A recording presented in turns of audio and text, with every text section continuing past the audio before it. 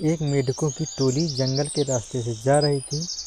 अचानक दो मेढक एक गहरे गड्ढे में गिर गए तो ऊपर खड़े सभी मेढक चिल्लाने लगे, तुम दोनों इस गड्ढे से नहीं निकल सकते।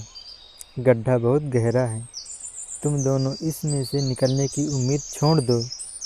उन दोनों मेढकों ने शायद ऊपर खड़े मेढकों की बात नहीं सुनी और गड्ढे से निकलने के लिए लगातार वो कोशिश करते रहे।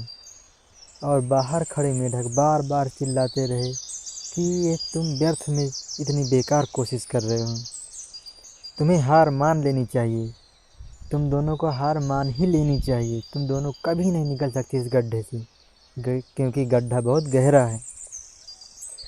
गड्ढे में गिरे दोनों मेढक में से एक मेढक ने ऊपर खड़े मेढक की बात सुन ली और उसने उछलना छोड़ दिया। वह निराश होकर एक कोने में बैठ गया। दूसरे मेढक ने प्रयास जारी रखा। बाहर खड़े मेढक लगातार कह रहे थे, पर वह शायद उनकी बात सुन ही नहीं पा रहा था। काफ़ी कोशिश करने के बाद मेढक बाहर निकल आया। बाहर खड़े हुए सभी मेढक हैरान थे और उन्होंने उस मेढक से पूछा कि तुम इस गड्ढे से बाहर कैसे निकल आए, जबकि एक दूसरा मेढक है जो कि बाहर वो नहीं निकल पाया।